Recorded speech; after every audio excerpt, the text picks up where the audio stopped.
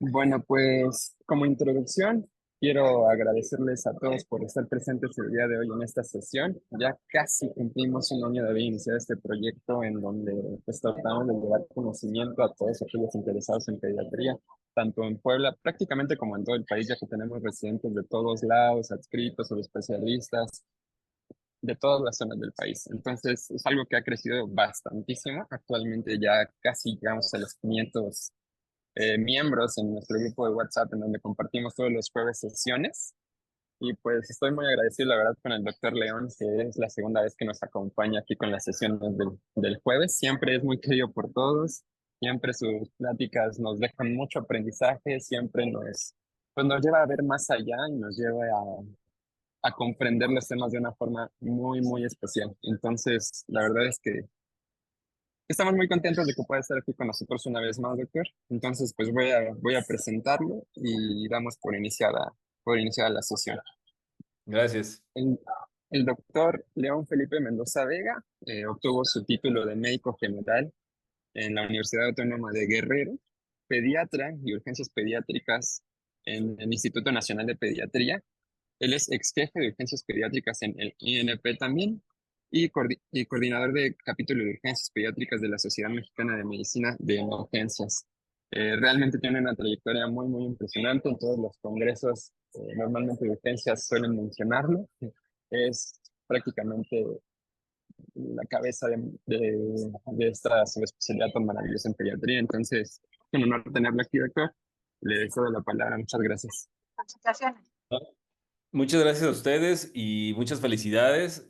Siempre se aplaudirá esta iniciativa y creo que a los que somos adscritos y tenemos la responsabilidad de contribuir en su formación, siempre tenemos que estar disponibles para ustedes ante estas iniciativas. Así que muchas gracias. Trataremos de abordar un tema algo complejo, común y a veces olvidado, ¿no? Que son los toxíndromes y las intoxicaciones en pediatría. Siempre que aborde ese tema, creo que desde hace unos años, de un año a la fecha, eh, trataré de recordar a uno de mis maestros, el doctor Jorge Omar Flores del Razo, eh, uno de los pioneros de esta área de la urgencia pediátrica, la toxicología, y fallecido hace un año, ¿no? Parte de esto es un reconocimiento a él. Y bueno, damos entrada a esta parte, ¿no? ¿Por qué será importante hablar de tóxico y de toxíndromes? Eh, Tuvimos una reciente pandemia y teóricamente están los niños otra vez resguardados en su hogar y resulta que el número de intoxicaciones y de llamadas a los centros de toxicología subió y subió en forma impresionante, hasta más de la mitad de las llamadas de lo que antes se realizaba, ¿no? Esto nos lleva a que entendamos que parte de esta consecuencia es de estar en la casa, no es el lugar más seguro. Esto representó un incremento muy grande porque la mayoría de las intoxicaciones, como verán, se dan en el hogar. Entonces, esto incrementó muchísimo y para nosotros en los servicios de urgencias da una cierta debilidad porque no es nuestro principal número de ingresos. Entonces, eso hace que nuestra expertise se disminuya y que nuestra atención tendría que estar más alta. Representa menos del 2% de los ingresos a urgencias y no hablaremos de los centros de toxicología, donde seguramente este número de ingresos es mucho más alto, ¿no? Y representa una mortalidad que seguramente está subestimada, más en México aún, con 1,5 mortalidad pediátrica exclusivamente. Pero en COVID este número de tanto de muertes como de morbilidad incrementó muchísimo. Entonces, Heidelberg decía que cualquier sustancia, toda sustancia que se ingiere, se inhala, se absorbe, se aplica, se entra en contacto con la piel o que se desarrolla dentro del cuerpo por su acción química puede causar un daño. Eso es un tóxico. Sin embargo, Paracelso decía que todo puede ser un veneno, todo dependerá de la dosis. Y en pediatría todo esto lo hace más importante por el volumen de distribución de paciente pediátrico y el tamaño, ¿no? Entonces, esto representa un gran reto y un gran riesgo para la pediatría. En Pediatric Toxicology, veamos que la mayoría de las intoxicaciones pueden ser iatrogénicas. Sin embargo, en pediatría tenemos una parte que decimos que son accidentales, ¿no?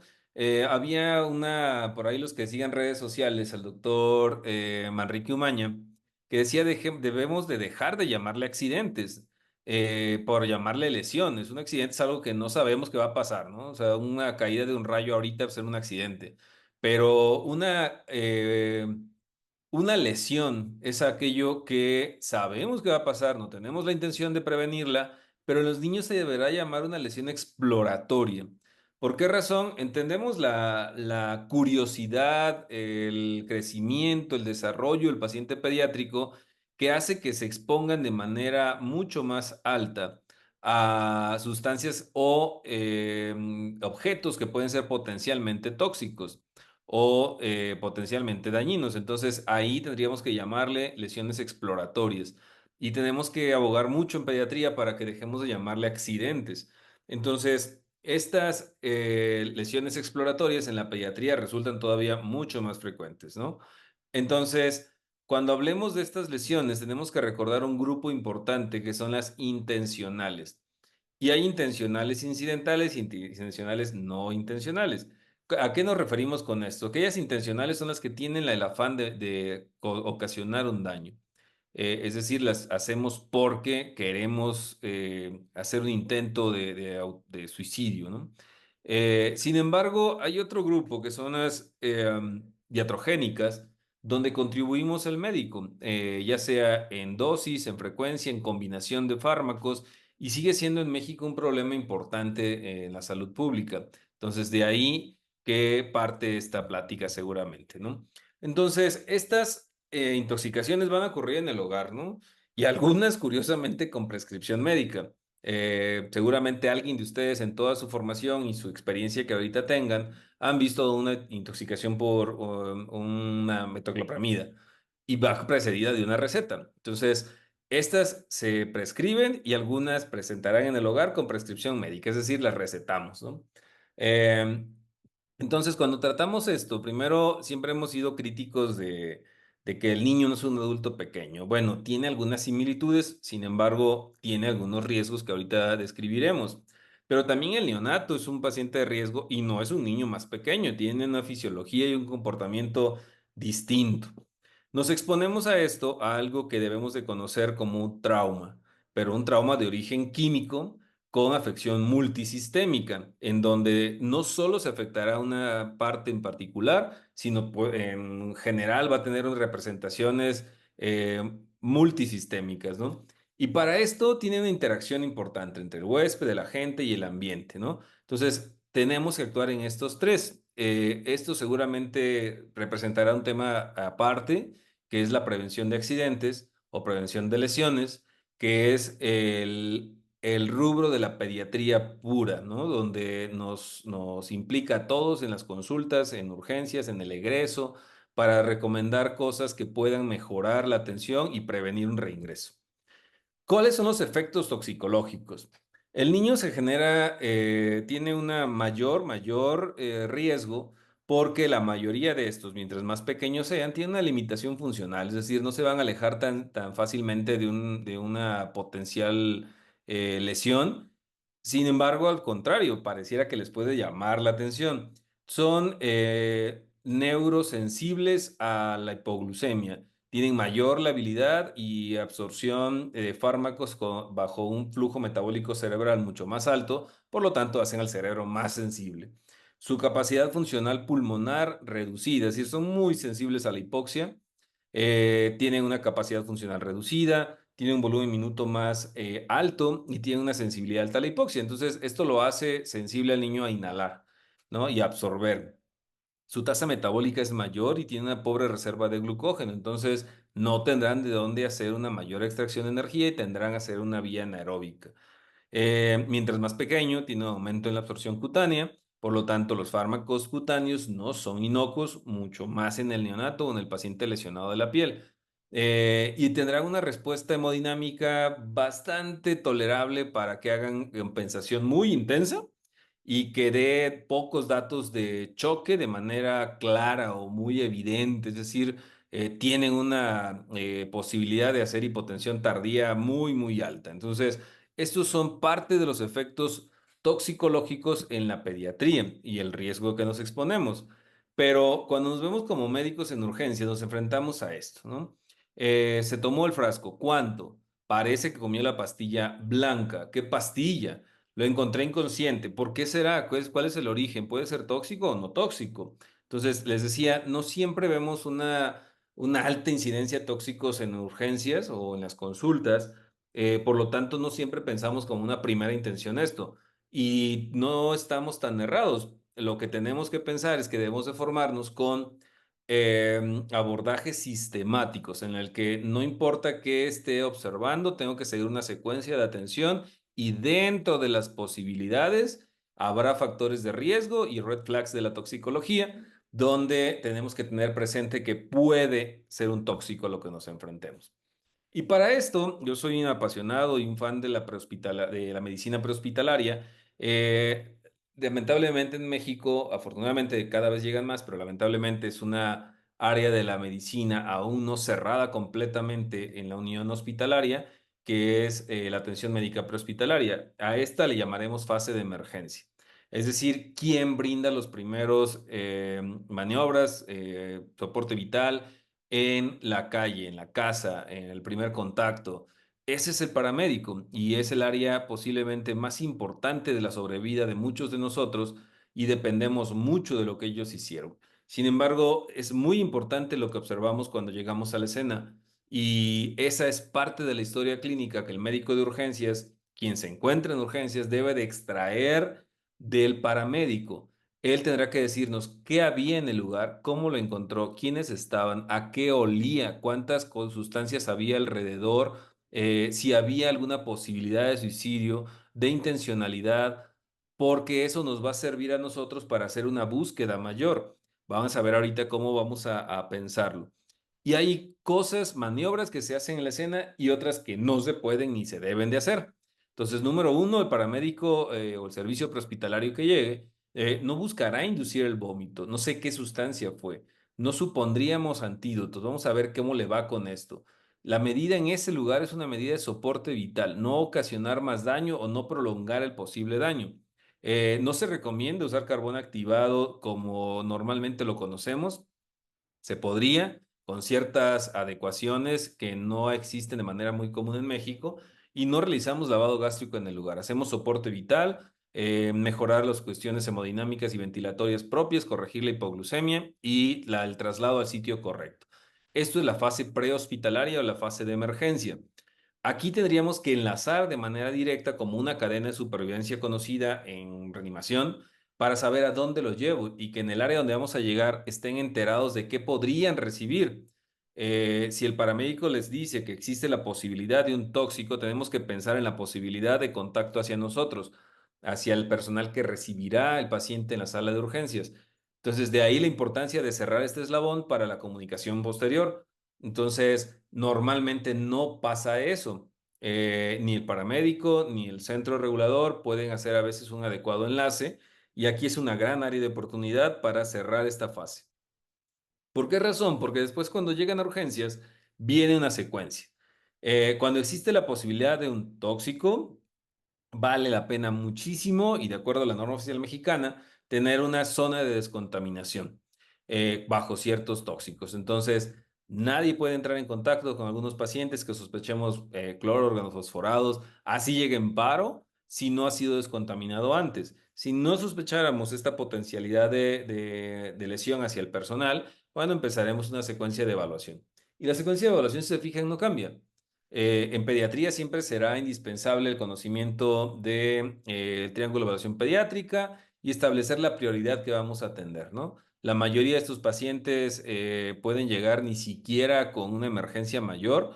Algunos pueden verse muy bien y ser catalogados como verdes. Sin embargo, los pacientes con sospecha tóxica siempre entrarán en amarillo, excepto que algunos dos lados o tres lados del triángulo estén afectados, será una emergencia, pero pocos, si no decir que ninguno, vamos a ver, a considerarlos verdes. Es decir, imaginen un paciente que acaba de tomarse ahorita 14 tabletas de paracetamol. Puede llegar completamente asintomático y no significa que no tenga nada. Entonces, este paciente, de acuerdo a estos datos y a la extracción del signo y síntoma, no se consideraría uno verde exclusivamente, porque tengo gran oportunidad de mejorar su pronóstico si lo categorizo en otra entidad. Bien, después de esto viene la secuencia clásica de evaluación A, B, C, D, E, y esta será la más importante que tengamos cuando tratamos a un paciente con esas características. Vamos a adicionar algunas cosas en particular.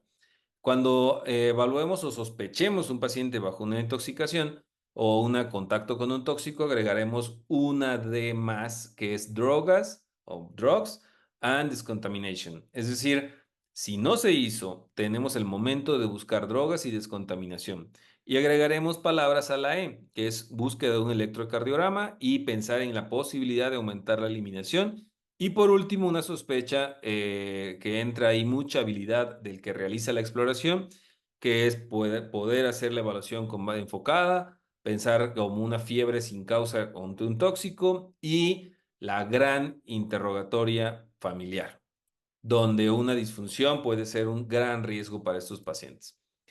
En la evaluación secundaria y entramos al tema central, toxíndromes. ¿Desde cuándo sospecho o hago la integración de un toxíndrome? Recuerden cuáles son los objetivos de cada una de las fases de evaluación. Fase inicial, categorización. Evaluación primaria, detectar problemas que ponen en riesgo la vida y atenderlos. Y tenemos poco tiempo para hacerlo. Hasta ahí no sabemos por qué razón viene. En este momento, en la evaluación secundaria es donde entran los toxíndromes. La evaluación secundaria es la conocida por todos, el motivo de consulta, porque si tiene intoxicaciones, aislamiento, y ahí yo le agrego algo que se llama mi sample, donde en int buscamos intoxicaciones y viene el resto del sample. Ahí es donde buscamos la causa de lo que estamos atendiendo, con una exploración física completa. Entonces, aquí es donde entra el toxíndrome. Buscar intencionadamente la posibilidad de un toxíndrome. Los estudios de laboratorio pocas veces, si no ninguna, nos van a decir qué es. Y a veces nos casamos con la idea de tengo que encontrar qué es. Y en realidad no tenemos que buscar qué es, tenemos que atender al paciente. Y ahí nos vamos a centrar en los toxíndromes. Puse los más comunes, que son los que ustedes observan: opioide, colinérgico, anticolinérgico, simpático, movimiento sedante y extrapiramidal. Bien, quédense con estos post-its, consérvelos ustedes, manténganlos en un lugar que puedan recordar, porque los vamos a empezar a desglosar. Un toxíndrome opioide. Un toxíndrome opioide, vamos a tener presente en la mente un toxíndrome opioide cuando nos encontremos ante un paciente que presenta depresión respiratoria, hipotensión, sedación sin causa aparente. Es decir, no hay algo que lo explique, ¿de acuerdo? Entonces, esto lo vamos a considerar normalmente en drogas de abuso y aquí tendríamos que regresar nuestra mente a una epidemia hoy en Estados Unidos, en las partes norte del país, sobre uso de narcóticos. Entonces, donde se ha vuelto una causa común de ingreso a los servicios de urgencias por presencia de pacientes con depresión respiratoria, hipotensión y muerte. Entonces, aquí la importancia. Aunque en Estados Unidos puedan tener accesible la naloxona como una primera medida heroica, para nosotros en los hospitales está bien pensarlo. Sin embargo, será más importante iniciar una ventilación de soporte, bolsa válvula mascarilla, y pensar en una posibilidad de un rescate, pero recuerden que este rescate no siempre va a durar mucho tiempo. Entonces, la parte más importante es la sospecha, y lo vamos a sospechar cuando tengamos esta integración. Miosis, depresión respiratoria, como causas más comunes ante un paciente con sedación. Vamos a tener otro síndrome, se movieron un poquito las diapos, pero ahorita las corregimos. Un toxíndrome colinérgico. Eh, Muchos son de Puebla. Nosotros que estamos en contacto, yo soy de Guerrero, trabajo en Tlaxcala orgullosamente, pero ahora que estamos en contacto con estas fechas en que el número de siembras es más alta, es muy probable que los encontremos aquí. Entonces, aquí entramos en esta posibilidad de encontrarnos ante un síndrome colinérgico. Estamos hablando de un síndrome colinérgico. Significa la posibilidad de integrar un signo y síntoma compatible con algunos datos y comportamientos muscarínicos nicotínicos centrales. Normalmente el culpable es un pesticida y lo buscamos como siempre asociado, ¿no? Entonces, Le vamos a integrarlo a través de comportamientos de diferentes estímulos muscarínicos, donde lo que van a ver es un paciente húmedo, un paciente lodoso, como el sludge. Es un síndrome secretor, lo que va a hacer es estimular hormonas productoras de secreción. Entonces, nemotecnia sludge será salivación, lagrimeo, presencia de hiperuresis o poliuria, diarrea, síntomas gastrointestinales altos, como son vómitos. Entonces, estos pacientes que están mojados, literal, son pacientes que debemos de pensar en la posibilidad de un síndrome colinérgico. Asociado puede haber un Dumbles o una debilidad, midriasis, convulsiones o una alteración aguda del estado de alerta, más lo demás, ¿no? Entonces, en estas fechas, justo en estas fechas, cuando más frecuente lo pueden encontrar, se van a asociar dos cosas importantes. Periodo de siembra, ahí es donde entra una parte de nosotros importante, porque le hacemos al Sherlock Holmes. Siembra más niños de vacaciones. ¿Quién ayuda en las siembras en estos pacientes? Los niños que están de vacaciones. Entonces, aquí es cuando aumenta nuestra posibilidad y nuestro índice de sospecha. ¿Quiénes nos matan? Los killers B. Bradicardia, broncorrea, broncoespasmo. Nunca nos vamos a olvidar de estos killers B, donde son las tres cosas que vamos a tratar. Y aunque las causas más comunes son insecticidas, también no debemos olvidar a la parte artesanal o natural, que son los hongos. En los insecticidas vamos a encontrar dos principales, los órganos fosforados y los carbamatos. ¿Para qué nos sirve? Bueno, porque son los integrantes principales de este síndrome, de este toxíndrome. Nada más recordar una diferencia importante. Los carbamatos ocasionan una inhibición reversible de la acetilcolinesterasa. Significa, va a pasar y no necesitará forzosamente los dos fármacos de tratamiento que ahorita los veríamos. Los órganos fosforados causan una inhibición no reversible, es decir, forman un complejo fosforilado que al perder su grupo de unión genera el envejecimiento de la enzima y ya no puede regenerar. Es decir, este fármaco lleva dos cosas. Y recuerden una mnemotecnia.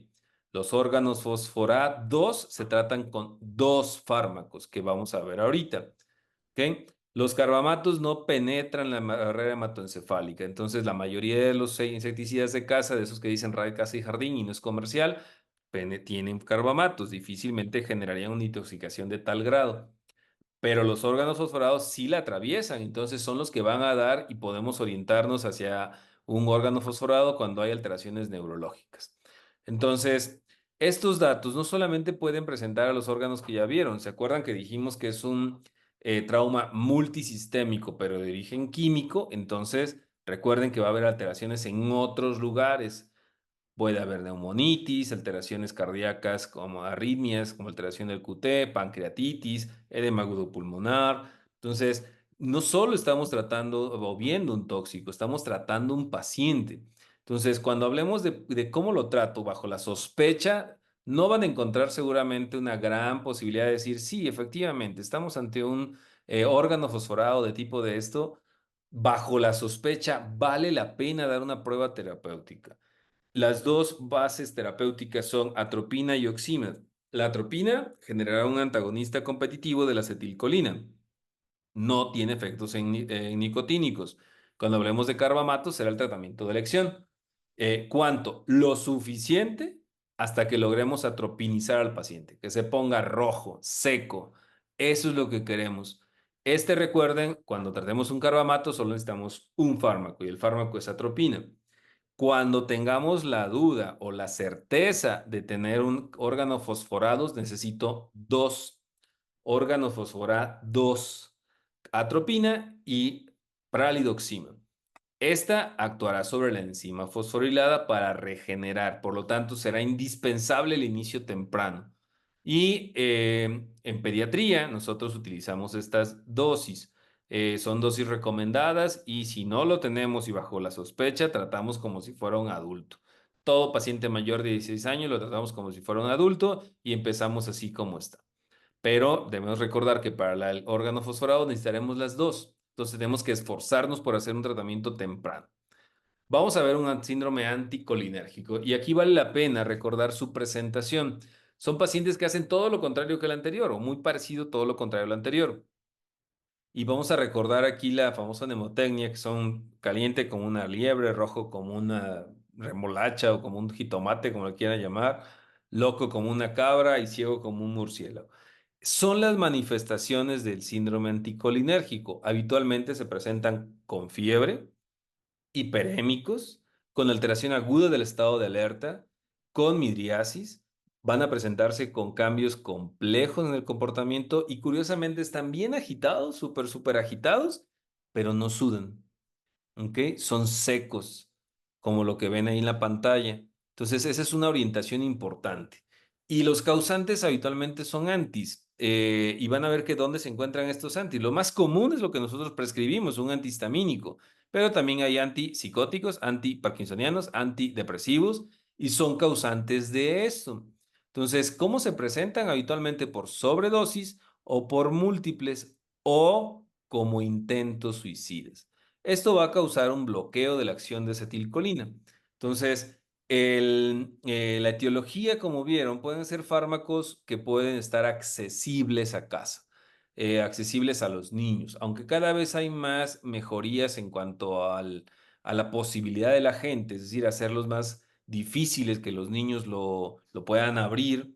Esto lo van a ver con relativa frecuencia en adolescentes donde parte de su intención es generar no dormir, generar un intento suicida. Entonces iban a presentarse con alteraciones neurológicas y fiebre. Y si ustedes llega un paciente con alteración neurológica, rigidez y agitación y lo ven fiebre, lo primero que viene a su cabeza no es está intoxicado. Tenemos que pensar en una posibilidad, pero en esa no es la primera que pensamos. Pensamos habitualmente en una neuroinfección. No digo que esté mal hacerlo, pero debe de estar en nuestra mente en si estos grupos de edad una presentación de un toxíndrome anticolinérgico. ¿Cuál es el tratamiento? Bueno, el tratamiento normalmente es soporte, ¿de acuerdo? Entonces será un tratamiento de asegurar la vía aérea si lo necesita, meter a ventilación mecánica, protección pulmonar, pueden generar arritmias, el tratar la arritmia de acuerdo a PALS, según lo que se presente, normalmente con taquisupras o taquiventris, controlar la glucosa, generar sedación y la sedación de elección, en estos casos una benzodiazepina, midazolam o diazepam y controlar la temperatura con lo que tengamos accesible. ¿Qué es lo que les pediría? Nunca llevarlo a dosis tóxicas. Eh, Síndrome o toxíndrome simpático mimético. ¿Les recuerda algo esta imagen? Eh, Día de tesis, día de exámenes, día de presentación en una clase mañana. Nos sometemos a fármacos, bebidas que generan una liberación de. Sí, adrenalina, así es.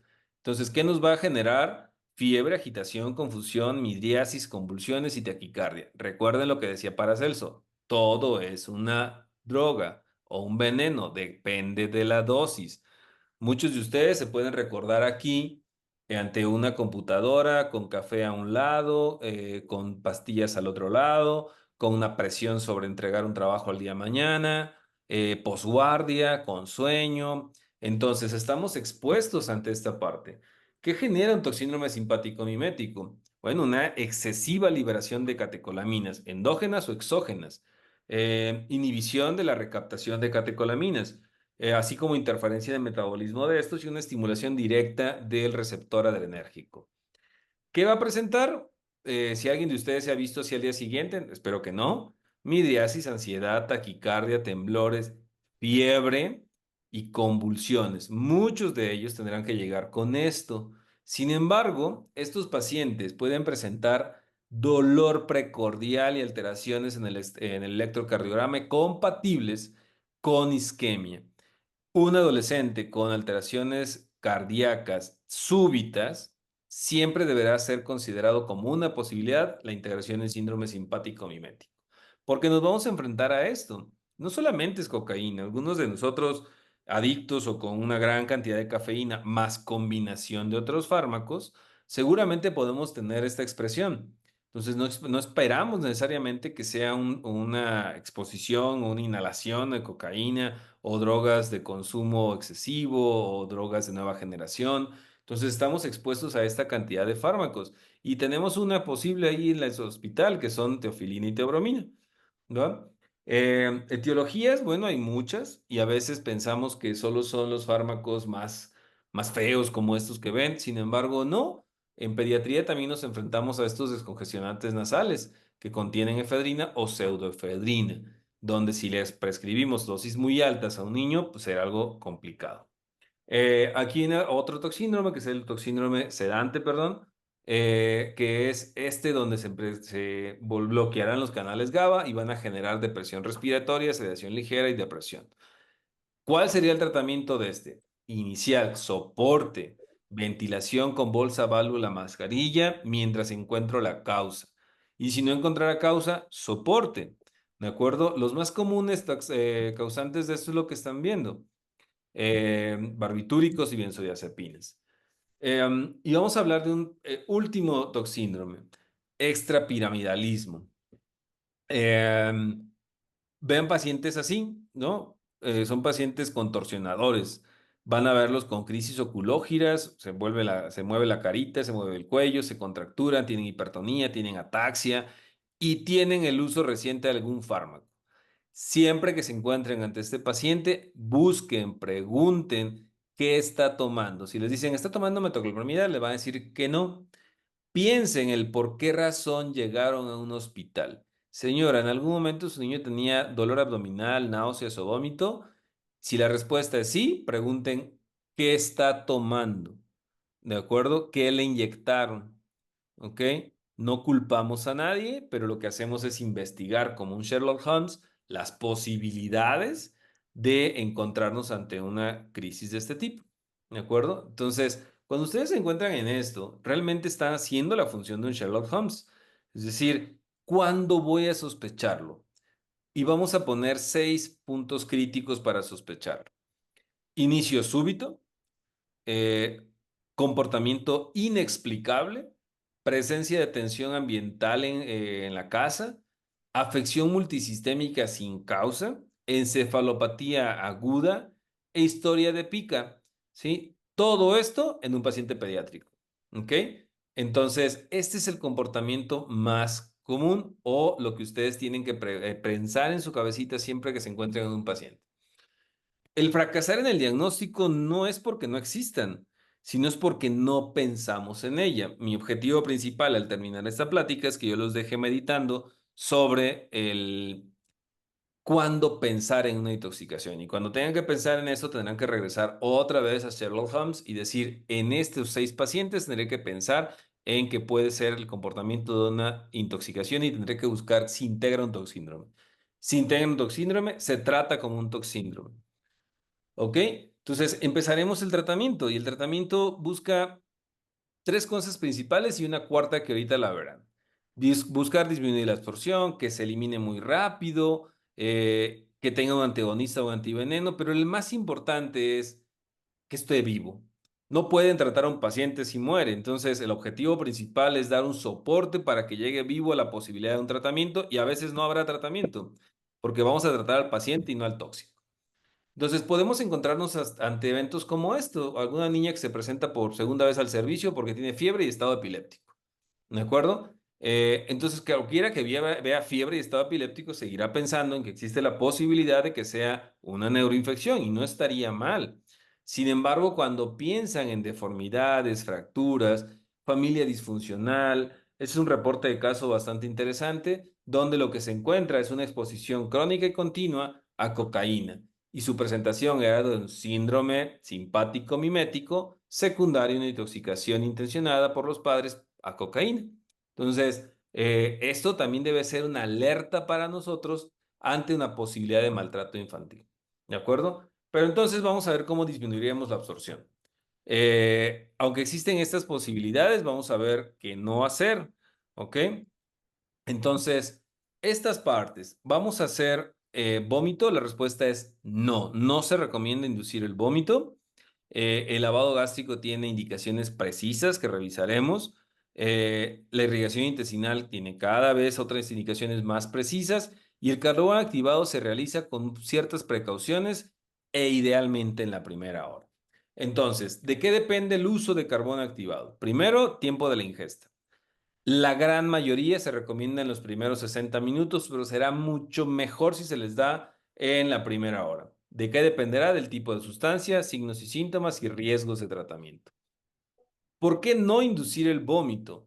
Bueno, normalmente estos pacientes pueden venir con alteración del estado de alerta. Inducir el vómito no genera revertir el tóxico que entró al estómago y no lavado gástrico si no estamos haciendo una adecuada colocación de la sonda. Y recordar que siempre que lo hagamos, lo ideal será en un paciente que esté consciente y le tenemos que avisar qué vamos a hacer si está en la primera hora. Carbón activado, 1 gramo por kilo con una dosis de máxima de 50 gramos por dosis. Lo ideal es en la primera hora y vamos a siempre acompañarlo de un catártico y siempre un volumen de mayor de 5 veces la dosis que toque. Es decir, si pesaras, si te tocan 50 gramos, 5 por 5, 25. Es decir, 250 mililitros de la solución que vayamos a utilizar. Ahorita lo revisamos con más calma. Eh, ¿Cuál sería el mecanismo? Bueno, reduce la absorción y aumenta la absorción del fármaco al carbón. Sin embargo, no siempre funcionará. En estos fármacos que ustedes ven abajo, ni siquiera tenemos que pensarlos porque no van a ser susceptibles de unirse al carbón. Hacer irrigaciones totales.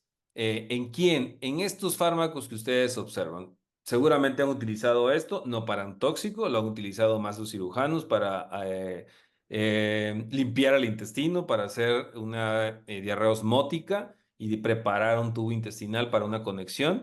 Y utilizamos lo que ustedes ven, Nuliteli, son una solución osmóticamente activa y lo que genera es un barrido intenso de estos fármacos, ¿no? Litio, hierro, plomo en algunos fármacos de liberación prolongada, útil en algunas sustancias como betabloqueadores, si sospecháramos que han pasado ciertos datos.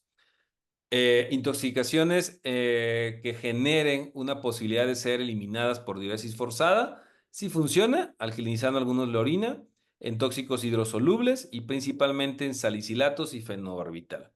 ¿Cuánto? A los que han pasado por urgencias del Hospital Infantil de Tlaxcala, aumentar 100% más el 10% de sus requerimientos. Por último, ¿qué no hacer? Primero, no trate al tóxico, trate al paciente. Nunca infravaloren la toxicidad, es decir, se ve muy bien, seguramente no le va a ir mal.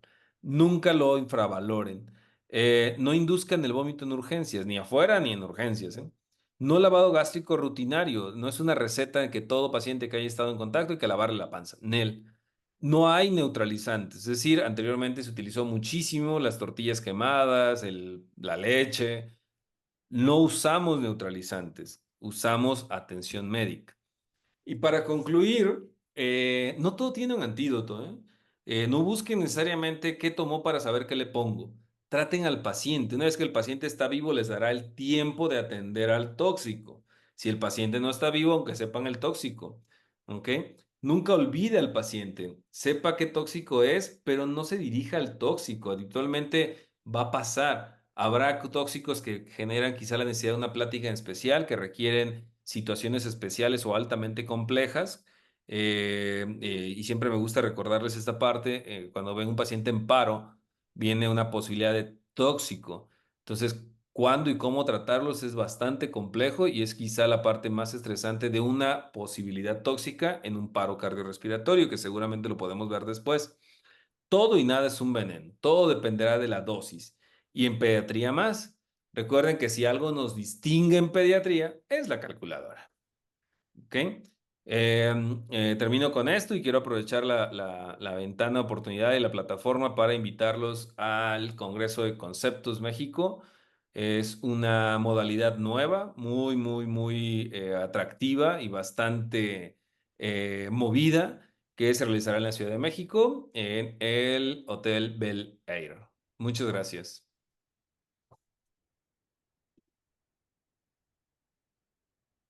¿Alguna duda, pregunta?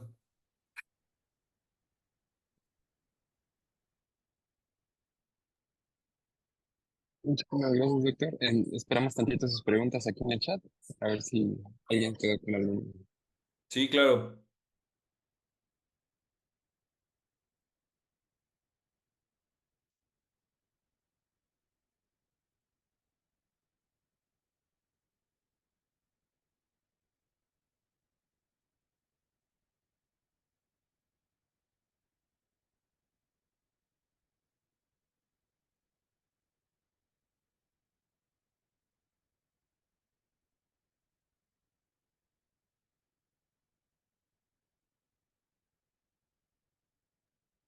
Ya tenemos algunas, Doc, le voy leyendo. La primera dice, ¿qué catártico se utiliza y a qué dosis? Ok, necesitamos la presencia de un catártico. La dosis habitualmente combinada sería manitol como una posibilidad, vía oral, vía intestinal, cuando utilizamos carbón, siempre que utilicemos carbón. El objetivo no es producir diarrea para que no se absorba el fármaco, al revés, es para evitar que genere estreñimiento porque se va a tapar muy cañón. No todos vamos a tener y cada vez se produce menos. Entonces, ¿qué utilizamos? Lactulosa. La lactulosa que tenemos disponible en los hospitales, habitualmente en solución, a la dosis que habitualmente se utiliza de acuerdo a la edad. Entonces, vamos recomendándola desde 0,5 mililitros por kilo hasta llegar a la dosis tope. Entonces, siempre combinada con el carbón activado.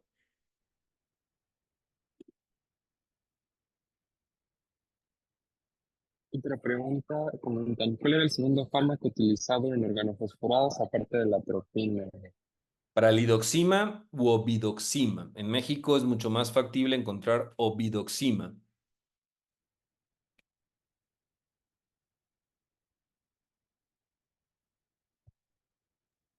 Mencionan que si se podría repetir lo de los tres Killer B. ¿Sí? Bradicardia, que es la más grave de todas. Broncoespasmo y broncorrea. Esas son las que cuando están presentes hay que tratarlas sí o sí, no importa si saben o no saben por qué se está presentando. El mecanismo, el tratamiento de elección será tropina, ¿va? Mientras investigan el resto, ¿de acuerdo? Alguien dice, hay toxicólogos que dicen que todo intento suicida se realiza lavado gástrico por la posibilidad de varios tóxicos, aunque solo digan que fue uno. ¿Es viable siempre? Creo que es válido pensarlo, sin embargo, a veces es más riesgoso. Hay una iniciativa muy buena del doctor Gustavo, un toxicólogo de adultos, que es generar un código tóxico. Bueno, generar, existe ya un código tóxico donde se inicia parte de esas intervenciones desde la escena y ahí reduce mucho el tiempo en lo que llegan al hospital. Claro, habrá diferentes tóxicos y la posibilidad de un lavado será útil. Sin embargo, hacerlo de rutina, nosotros quizá en pediatría lo vemos con mucho menos frecuencia y el grupo en el que tendríamos que pensar algo que se llama intoxicación por múltiples fármacos es en la adolescencia y cuando exista la sospecha de múltiples fármacos, vale la pena hacer el lavado porque existirán fármacos que tienen una absorción más lenta. Yo tengo uno, doctor. En aquellos pacientes que nos lleguen, ya sabemos que sí ocurrió una intoxicación, desconocemos el fármaco, laboratorios que pudiéramos tomar y tiempo de valoración en hospitalización antes de decidir un alta en este tipo de pacientes. Ok, bueno, primero no todos los van a encontrar alterados, entonces ahí entra la valoración terciaria, que es qué puedo medir. Primero tiene que haber recuperación completa de la causa por la cual llegó al hospital. Segundo, habrá fármacos que pueden seguir estando medibles. Imaginen una intoxicación por benzodiazepinas, un paciente que no es epiléptico. La sustancia va a seguir presente en el cuerpo, ¿de acuerdo? Y no esperamos niveles terapéuticos de la sustancia. Piensen en una intoxicación por carbamazepina, en un paciente sin epilepsia. Si encuentran un síndrome hipnótico sedante y una carbamazepina presente, pues perfecto, ya saben qué fue. Tratamos al paciente primero con soporte y después, si hubiera un antídoto, pues perfecto. Pero si lo miden a los 5 días, puede estar presente, pero el paciente puede ya no estar sintomático. La pregunta es, ¿se puede ir? La respuesta es sí. Sí, sí se puede ir si la causa por la cual se lo tomó ya fue resuelta. No sé si me expliqué con esto. Sí, normalmente les damos un seguimiento por psiquiatría en el hospital cuando es el Así caso. es. Sí, Ujú. correcto. Sí, sí, sí, correcto, ¿no? Y por medicina legal, si es su caso. Hay otras tres preguntas, doctor. No sé si tuviera todavía tiempo de seguir Sí, contestando. adelante. Dice, doctor, ¿hasta cuánto tiempo máximo podemos usar el carbón activado? O sea, ¿cuántas horas máximo después de la ingesta se puede ocupar? ¿O es hasta los 60 minutos de forma exacta? Lo idóneo y el mejor efecto se logra cuando se dan los primeros 60 minutos. Habrá fármacos que son susceptibles de darse algo que se llama diálisis intestinal con dosis múltiples de carbono activado. Quizá una de estas son precisamente las benzodiazepinas. ¿Por qué razón? Porque generan circulación enterohepática. Entonces, ante estas posibilidades, lo ideal sería repetir las dosis cada 4 horas, da 2 a 4 horas, recomendaciones cada 4 horas, durante 24 horas. Entonces, esto buscaría reducir la recirculación que va a estar teniendo el fármaco por la vía enterohepática. Entonces, podríamos repetirlas cada 4 horas en ciertos fármacos durante 24 horas. Otra pregunta, ¿en qué casos de síndrome anticolinérgico estaría contraindicado el uso de fluoxetina? Primero, cuando no sabemos qué es lo que tiene, que sería muy importante. Recuerden que tiene efectos adversos importantes y la gran mayoría de estos pacientes, el tratamiento es soporte. Entonces, ahí es donde le decía, recuerden que aunque tuviera la indicación, el efecto dura muy corto tiempo, 1 o 2 horas y desaparece. Entonces, no lo podemos tener con infusión o no es lo más recomendable. Entonces, yo les recomendaría el soporte en estos casos, uso de carbón activado, reducen la absorción y habitualmente sus pacientes recuperan 24 a 48 horas, si la dosis no es tan alta, más que buscar poner fisostigmina. Comenta, en alguna ocasión un toxicólogo mencionaba que podíamos seguir utilizando el carbón activado, como lo mencionó en la primera hora, pero que podría dejarse con horario cada 8 horas de administración. ¿Es de utilidad o solo en la primera hora? Lo ideal es que lo pongamos en la primera hora y se puede utilizar no cada 8, cada 4 horas en tóxicos muy específicos y el efecto es bueno, pero el mayor efecto, los 75-80% de la reducción de la absorción se logra cuando se da en la primera hora y en ciertos fármacos como son dosis múltiples o fármacos múltiples, valdría la pena repetirlo cada 4 horas. O sea, más que cada tres, no, más que 3 dosis al día, dar 6 dosis al día. Comentan si aún está indicado el uso de flumazenil como un antídoto. Sí puede usarse, les diría, utilícenlo con precaución. ¿Cuándo? Primero, cuando el paciente no es epiléptico. Segundo, cuando tengamos duda diagnóstica, lo podemos utilizar como prueba terapéutica. Si ponemos flumazenil y hay reversión de los síntomas, ya saben qué es. Pero si no tuvieran flumazenil, el tratamiento es soporte. El flumazenil puede ayudar, sin embargo, lo que lo va a salvar no va a ser el flumazenil, sino será el soporte que tenemos. Vale la pena como prueba terapéutica, es correcto. Y pareciera ser la última pregunta, dice, en intoxicación por paracetamol, que son sus primeras horas y las pruebas de funcionamiento hepático están normales, pero fue dosis tóxica, se debe iniciar la N-acetilcisteína y esperamos que no se den las pruebas de funcionamiento hepático. Sin duda, lo idóneo sería iniciarla ante la sospecha de la dosis tóxica que pudiera tener y evaluar estas pruebas de función hepática a las 24 horas.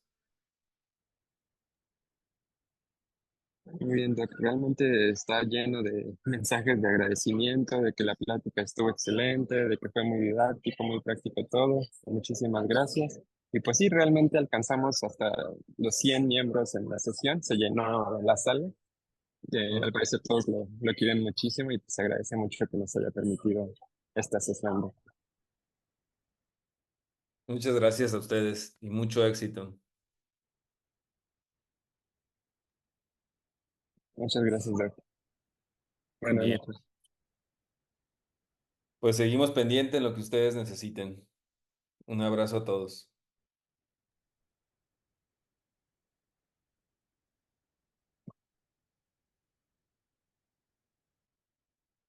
Listo. Muchísimas gracias y mucho éxito. Si necesitan algo, tienen mi número. A sus órdenes.